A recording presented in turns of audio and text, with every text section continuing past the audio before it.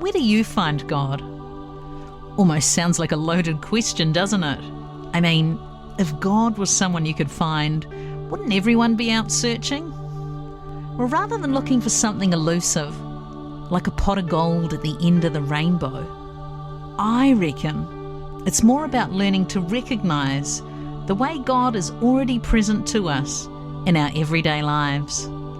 I'm Lizzie Oakes, and this is Where Do You Find God?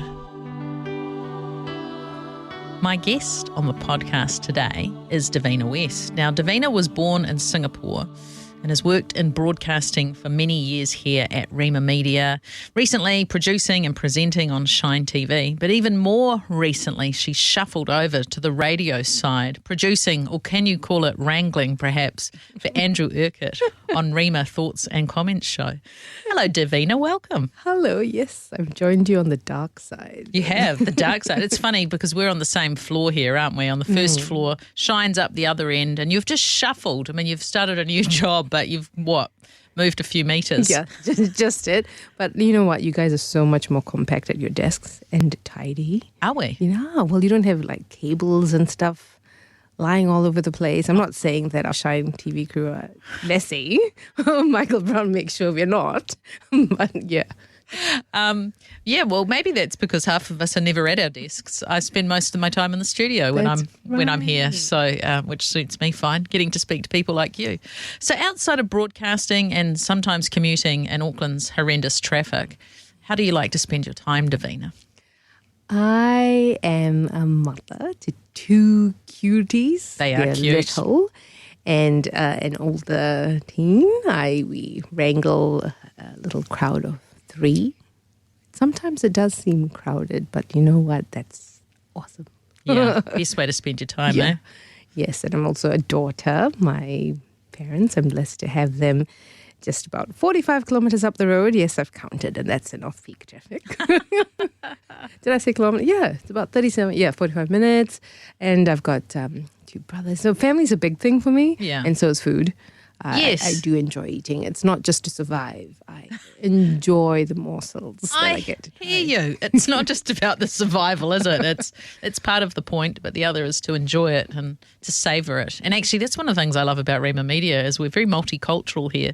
And when we do that Christmas thing at the end of the year where people bring a plate that represents their culture, I'm in food heaven. Don't know about you. Oh my goodness, so true. I have tasted some of your salads, and I love that. You know, all the different kinds of dressings.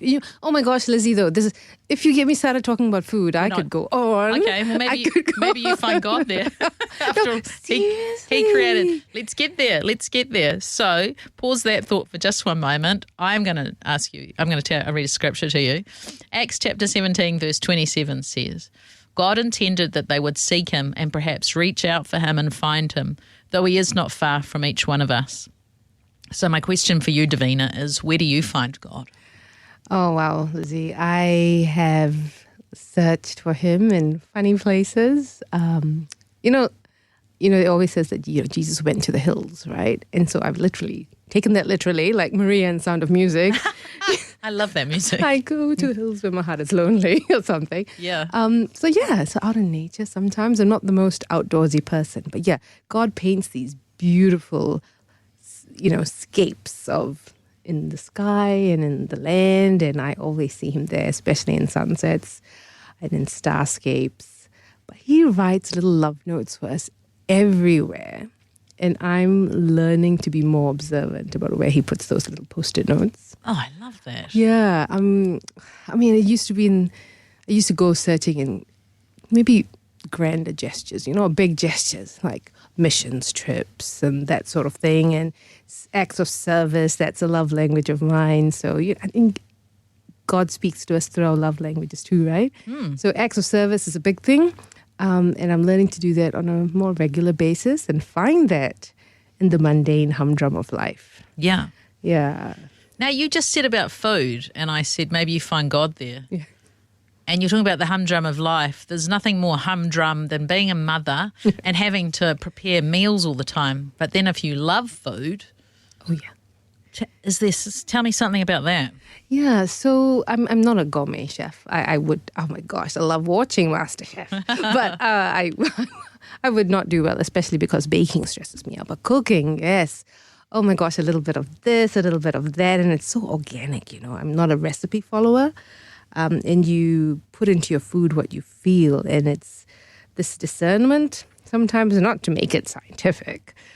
But you are kind of feeling, oh, my children feel like this, or I feel like this today, and I'm going to add a bit of that spice just to, you literally flavor the food with your love. And that's how my grandmother cooked. And I think that's why our family are such foodies, from my brothers and all my cousins. We're not gluttons, okay? I just want to put that disclaimer out there.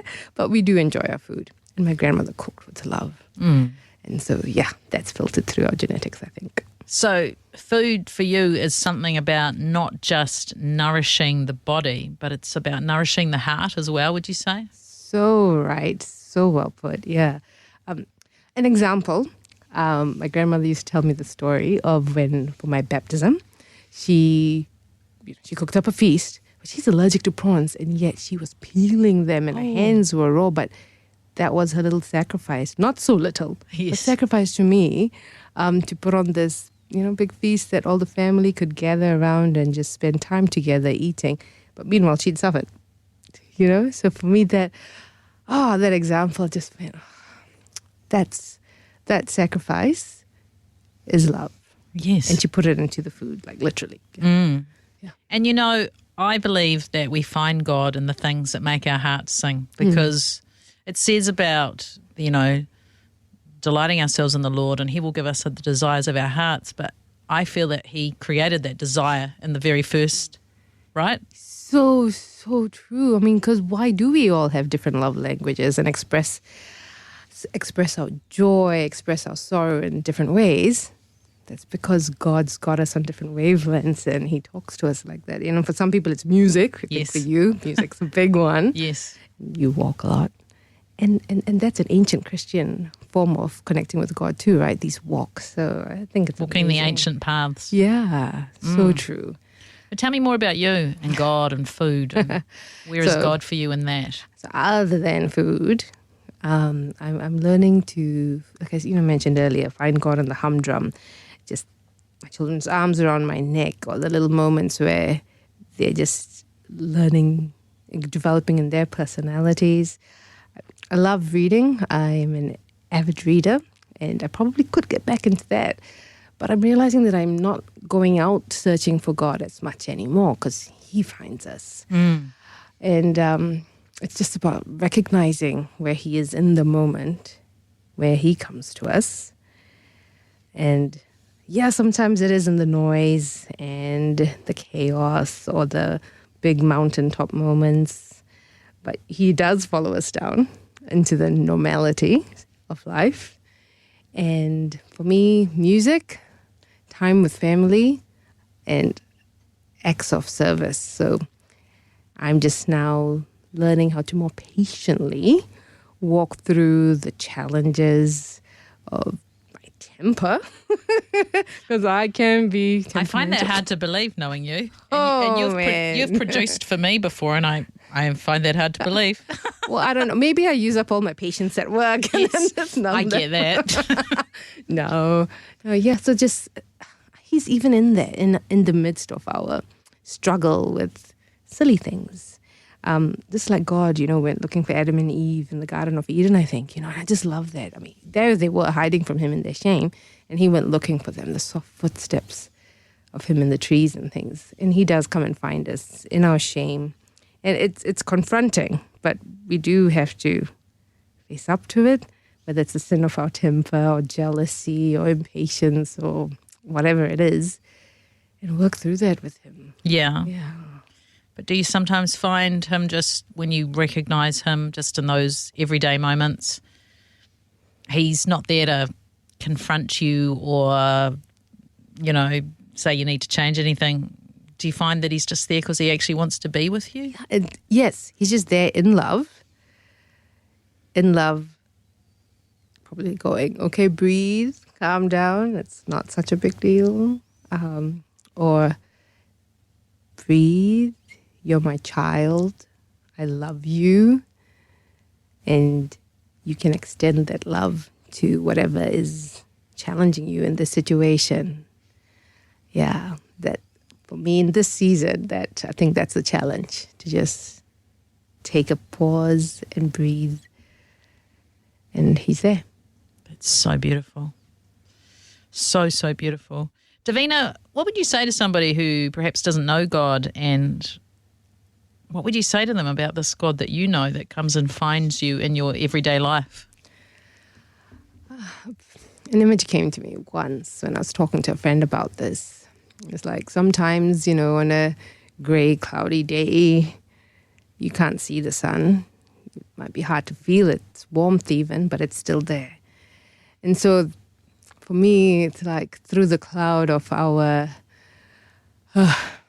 distress or anxiety or just apathy sometimes. I think apathy is a big one for people these days maybe, or the cloud of distractions, because we might be chasing something or the busyness of life, filling up our day with activity, but that can be a distraction then, that cloud. But God does pierce through that cloud, and he is still there, whether we can see him or not. So just allow ourselves the time, the space, the quiet to let those clouds part, and we'll feel God shining through, brighter than any sun. Davina, thank you for joining me today on Where Do You Find God? If you'd like to listen again, tune into Star each Wednesday morning at 10:30, or listen and subscribe via your favourite podcast app and give us a review so others can find us.